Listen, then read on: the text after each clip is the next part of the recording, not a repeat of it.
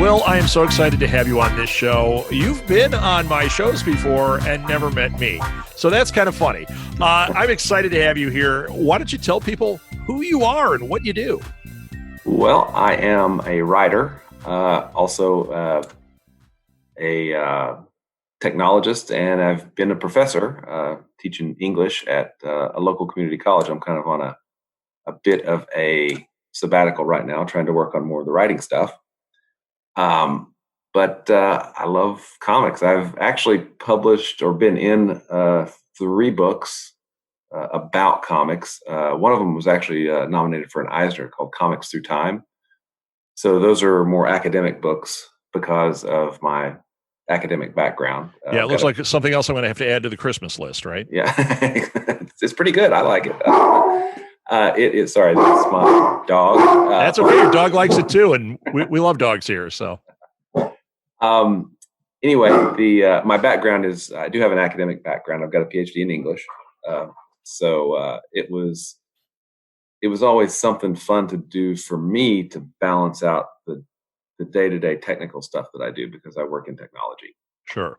So, kept me from going too far insane, I guess is the way to put that.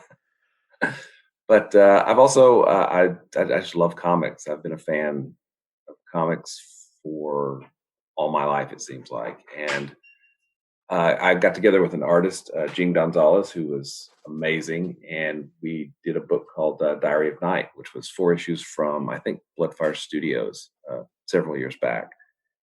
And then, which was weird to me because I didn't know what I was doing. You know, I'm like, isn't that how we do this? We don't really know what we're doing. We just jump in.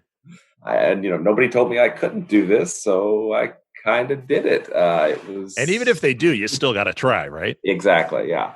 And that went over pretty well. I mean, I've got a lot of good feedback on it, and the art was gorgeous. Of course, we did.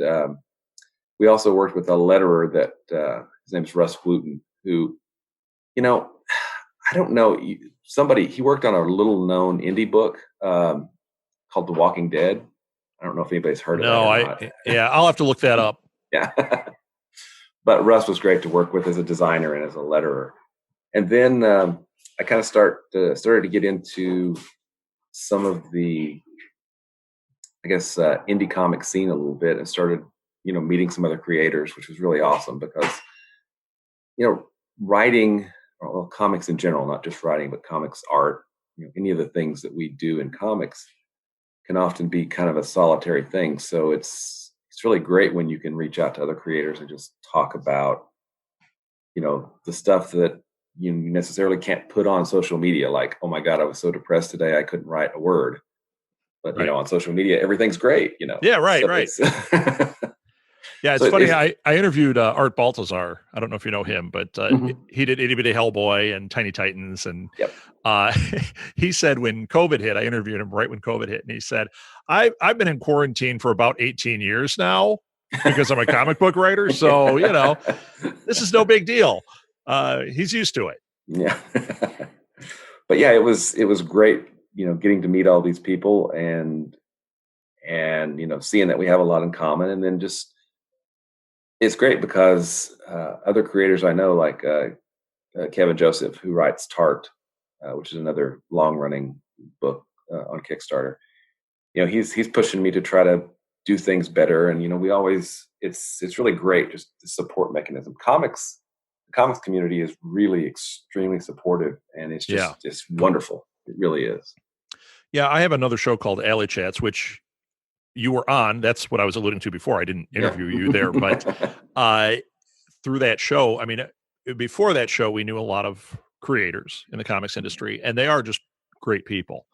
And we started that show as a way to draw attention to these people.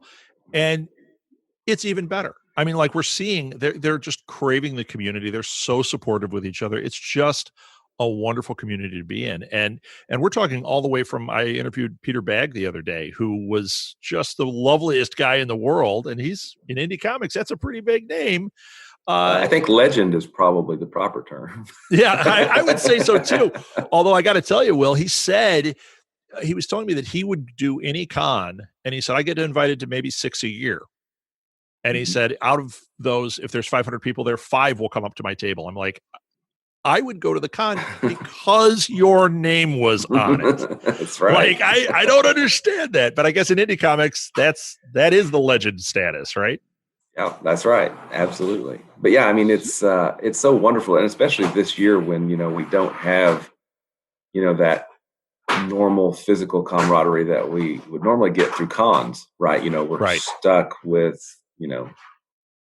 Zoom meetings or email or Twitter, or you pick your Right. medium there, and that's how we get to interact with each other. But it's honestly, that's something that this last year has been. It's been, of course, really weird for everybody, I'm sure. But it was early on. It got, at least for me and several of the people I know, it got extremely difficult to kind of do the creative thing, just to keep going on a day-to-day basis. And you weren't getting that fuel that you normally get, the external fuel. Yeah, and it was kind of tough. So I reached out to Kevin and said, "Hey, I know I need to decompress. Maybe you do too. Maybe we can just get together on a big Zoom call with, we'll invite some of our other friends, and and we've been doing that for months, and it's so awesome. Just sit and talk comics with, other creators, and we just, hey, what's going on with you? What's going on with you? Haven't you got that done yet? Where's my copy? I just backed it yesterday, Right. It's a direct line to their Kickstarter, right? Exactly. Yeah. Yeah. So, okay, you've got a Kickstarter. Let's get there. Okay. Kickstarter you've got going right now is for Crossover Division. Mm-hmm. Tell me about this project. Well, it came about as I was jogging, as I was out running. I haven't run in a while, you can probably tell. So, but it's been a few years. But I got to thinking about the role that fictions play in our day-to-day lives, and how some things that really are fictions can be taken as truth and directly affect reality. I also, so let me back up a little bit. I have an economics degree. That's my bachelor's degree. Then I've got a master's in English and a PhD in English. And one of the things that always surprised me is the term trickle-down economics, which is completely made up. It's right. There is no truth to it, but it's been the basis for policy by our government for 4 decades. Right.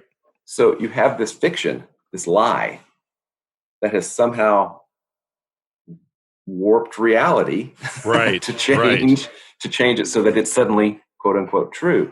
And I got to thinking about, how could I kind of dramatize that? And I got to thinking, well, what if stories started taking over reality? How would you fight that? Why would that happen? And there are reasons we get into in the book, of course. But so I came up with Crossover Division, and I have 2 agents, an English professor, I wonder where that came from, and a research librarian. Let me guess. They consult an economics professor every once in a while. Maybe we'll get into that later. We'll get there.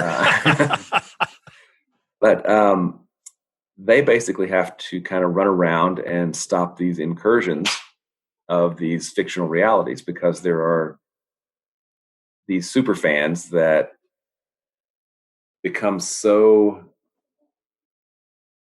into, or just fixated, obsessed with a work of fiction, and this work of fiction is popular enough that there are other people that feel this way about it, across the world, that somehow that fiction starts to invade our reality. Cool. So it's like, it's that idea of a tulpa. Mm-hmm. So if everybody reads and is really into this one concept, it actually becomes a tulpa. It becomes reality in our reality. The dream of 1,000 cats. I love that, man. I love that. I don't know if I'd want to see The Dream of a Thousand Cats, but I don't think I would either. I'm not a cat person at all. yeah, wow, man, that's one big litter box. Yeah, gigantic. Yeah. So that is such a cool concept. So you have these two agents that are blocking this theoretically. Now, I do have a question, and this is more from the creative end of it.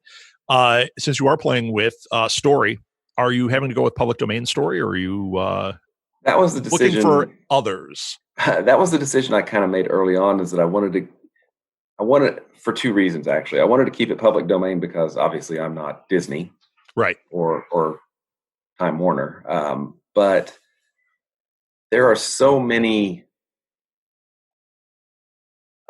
just really powerful and culturally significant stories that we don't almost recognize them anymore. I mean, if you look at pick a sitcom or pick a police procedural, or pick any kind of show on TV, they're probably going to have a Christmas Carol episode, Right. right? Right. It's woven into our psyche at this point. Mhm. And there are so many works like that. I mean, you look at Frankenstein or Dr. Jekyll and Mr. Hyde. Sure. So I really wanted to try to get to those works that were almost cultural touchstones that everybody would kind of know because they grew up, in America, Yeah, or, Well, it's like how people believe in vampires because of a story. yeah. I mean, yeah, Bram Stoker's Dracula. Yeah. there were stories before, but Bram Stoker's Dracula is the one that changed that. And there are people that fully believe that's real. They may not go, "Oh, it's Dracula," but all the things they learned from that book are reality to them. Well, and I actually put a little kind of background into this is that up until the invention of the printing press, there was no one story. There were lots of this oral traditions where people would know this version of the story or that version of the story. What the printing press did was crystallize those versions into one that then everybody could agree on. Well, that's where it started. Yeah. Very interesting, Will. So, all right. So we get the idea of the book. The Kickstarter is you are launching the book. This is like issue 1 that you're trying to get out there with this. Yes, the scripts for the first 4 issues have been already written. We'll be doing some editing on 2, 3, and 4. What we did initially was we did an 8-page story. So it was kind of think of it as a date for us comic creators. I wanted to see how I would work with Pablo as the artist and how I would work with the letterer, which is Brant Fowler, and the editor. At the time, the editor was Jim Gibbons.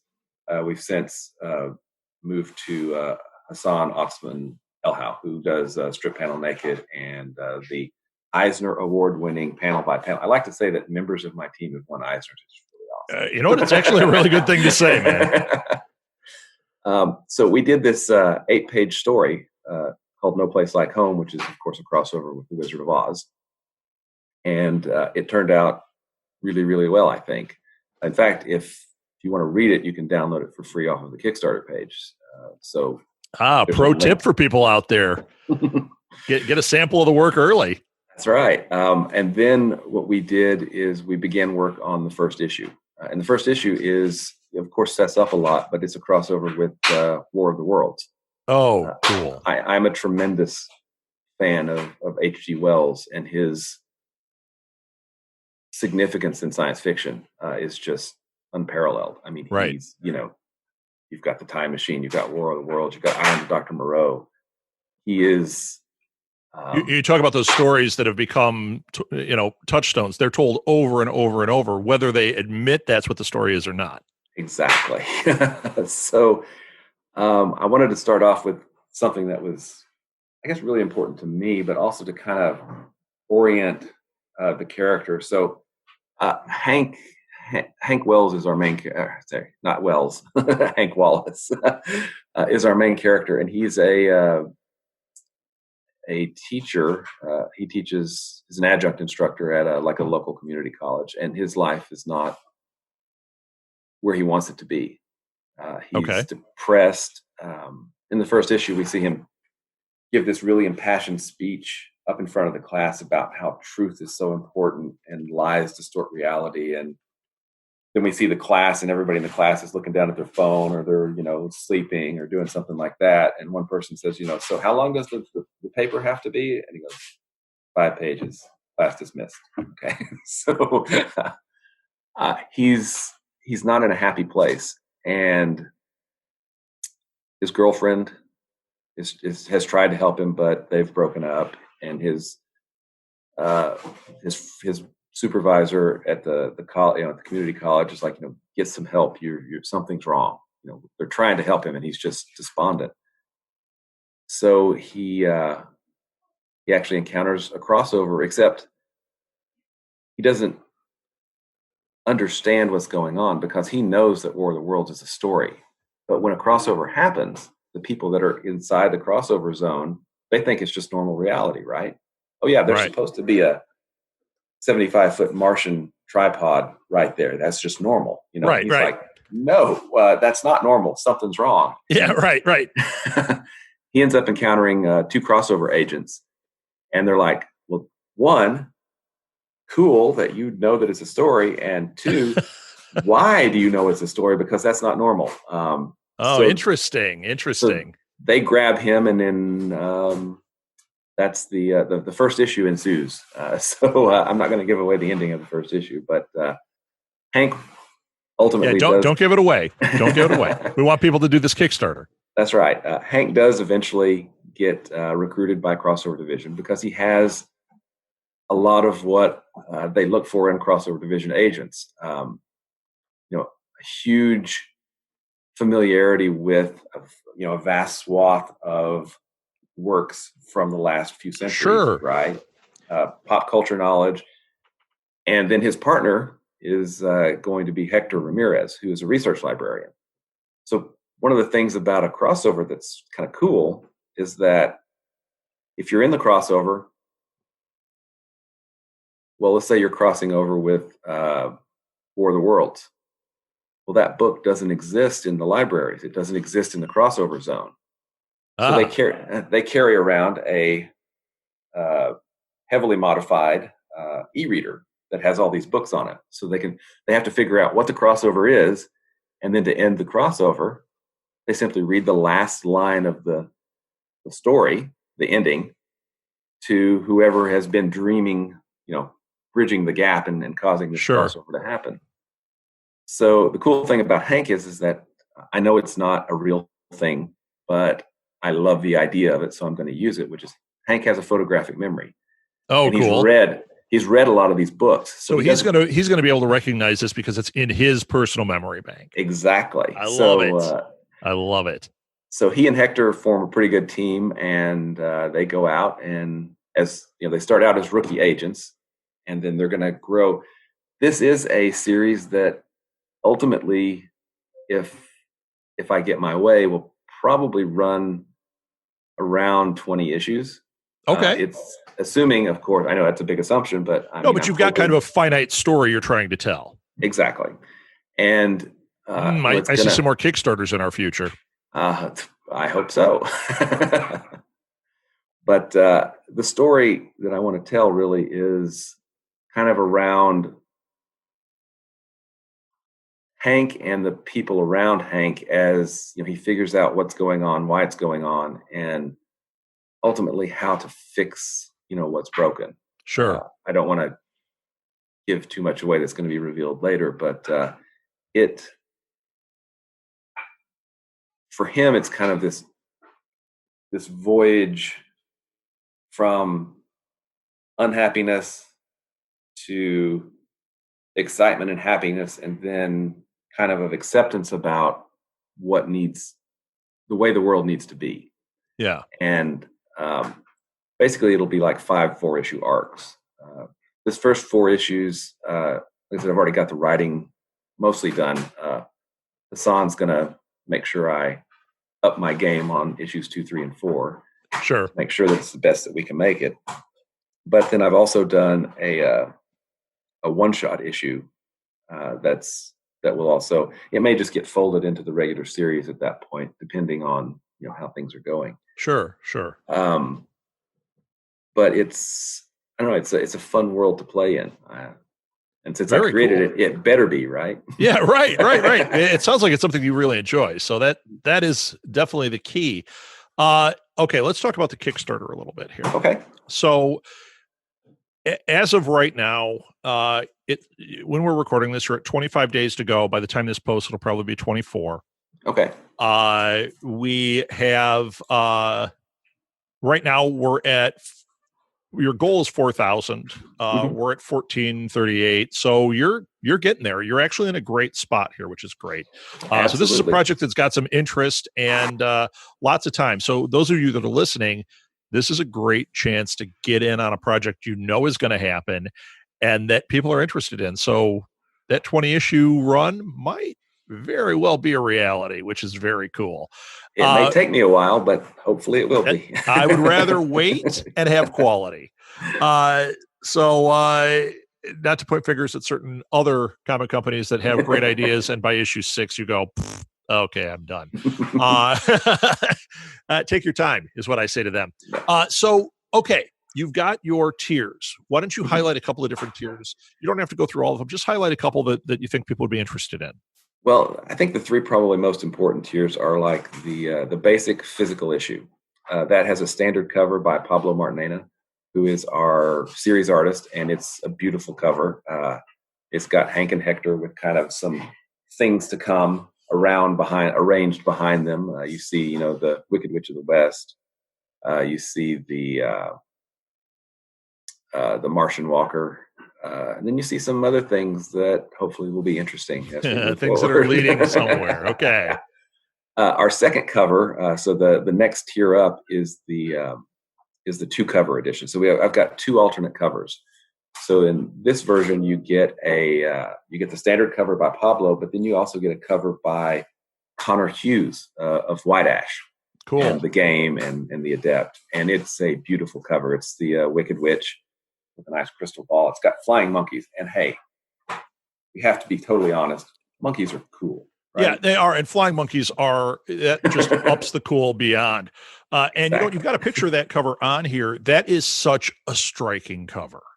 Connor is an amazing artist, and just a joy to work with. If maybe Charlie Stickney is not listening to this, but I would steal Connor away from him in a heartbeat. Charlie's the writer on White Ash, so let's not tell him that. It's pretty amazing.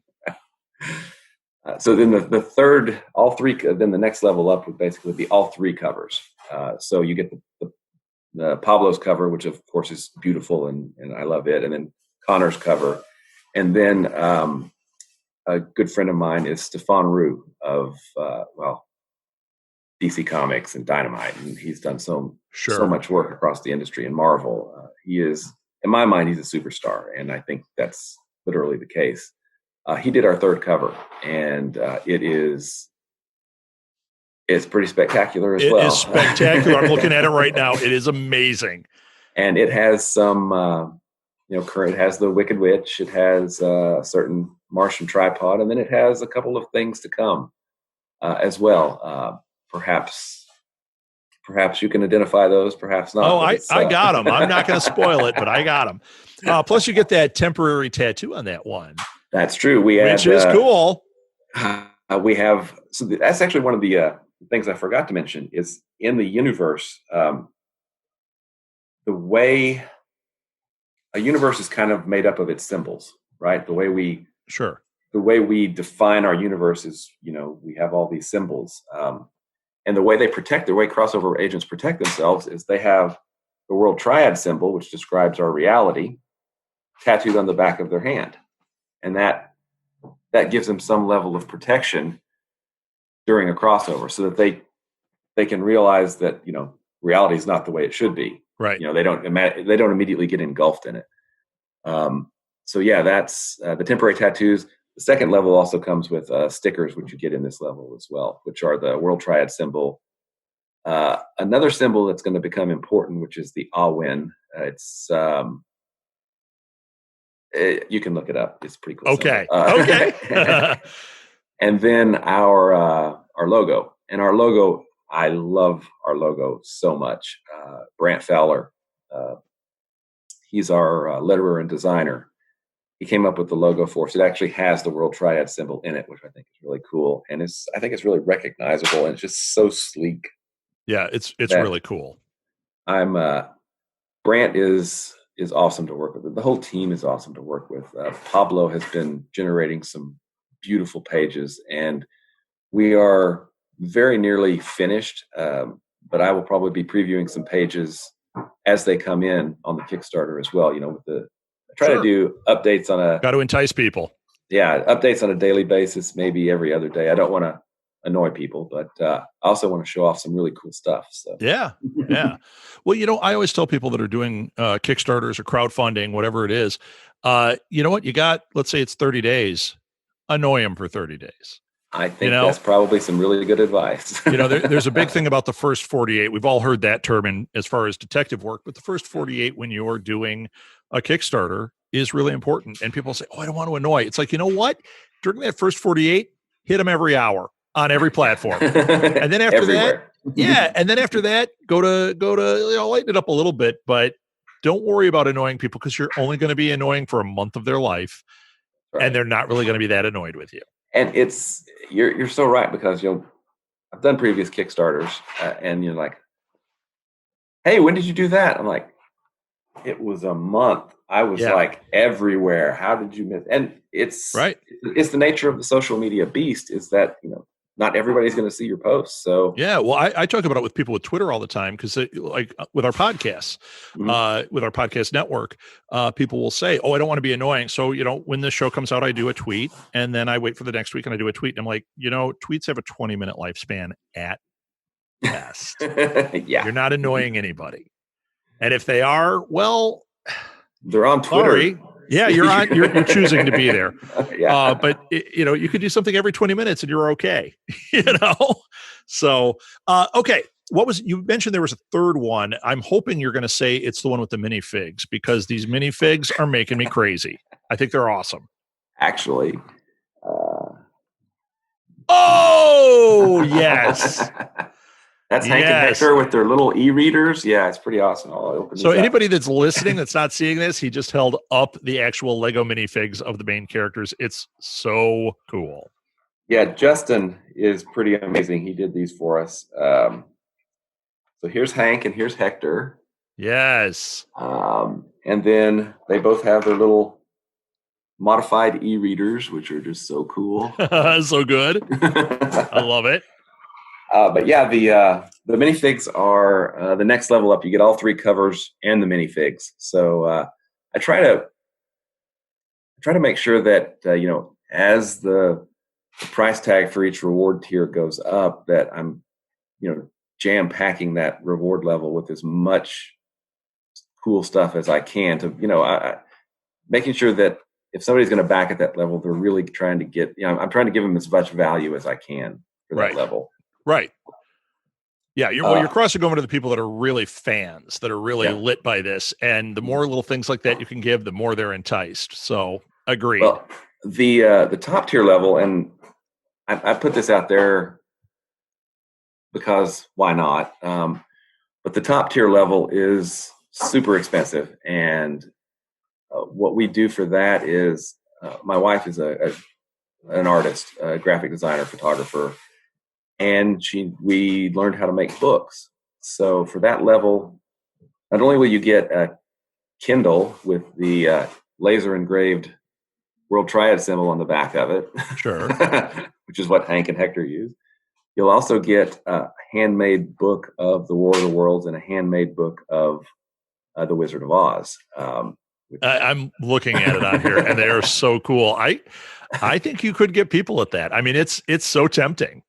Plus, you get all of the other stuff. Right. Basically, we build up to those. And I haven't announced it yet. But you know what? We'll announce it on this. How about that? We got an exclusive. Let's do it. A reward level that is going to be unveiled probably tomorrow is going to be a virgin cover variant. It's going to have all three covers without any of the trade dress on them. You'll get the three covers as well, but then you'll have three covers that are just the art. Just the art. Yeah. So hangable. Yeah, and I love that because the art is amazing. Not to Yeah. take anything away, I think Brant does an amazing job with the design of the trade dress, but there's something to be said for just the art, you know? Yep. No, I agree totally. I agree totally. That is really, really cool. Okay. A couple more things. First of all, our risk is really low, as everybody can hear. So that's not a problem there. It's going to happen. This project's going to happen. There's no question. So get in on it. The other thing is, what about stretch goals? Well, there are some that I'm holding in my pocket at the moment. You don't have to. You don't have to reveal them here. We've already given some big spoilers. So, but there are some stretch goals. If we can get over this 4,000 hump, you're ready. Exactly. I'm ready with some, and I think they'll be pretty cool. I think the fans will like them. At least I hope they will. Okay, very cool. I'm sure they will. I mean, this is a great project. This book looks amazing. I really encourage everybody to support it. I know the people that have listened to this show have been very supportive of the other, especially the comics things that we've done. We've had a lot of support coming there.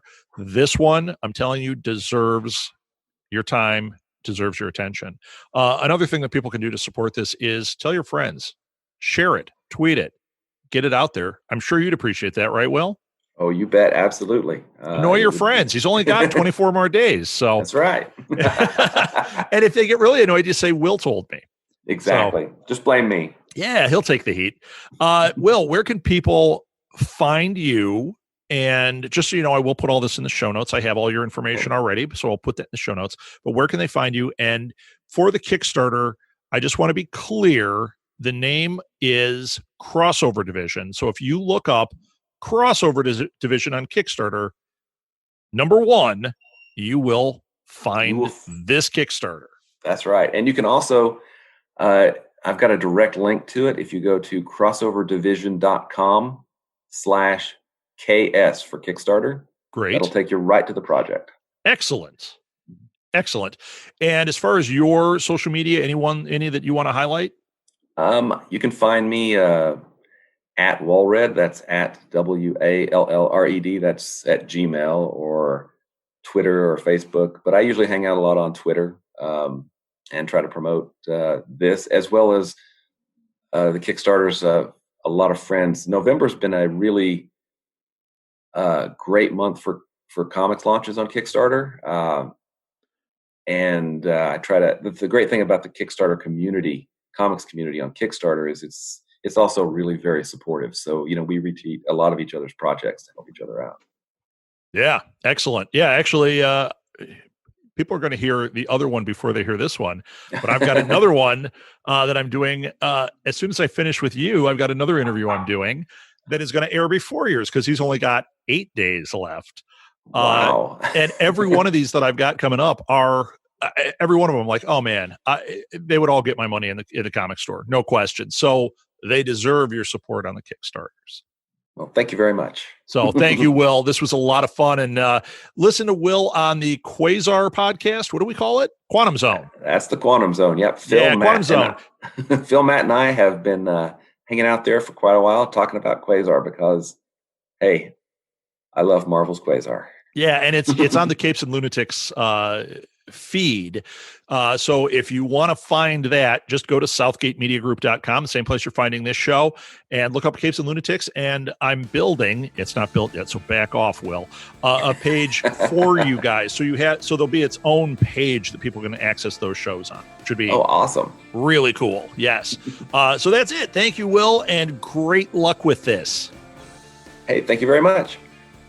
I've put the link to the Kickstarter in the show notes, and we'll also have it on posts at our social media.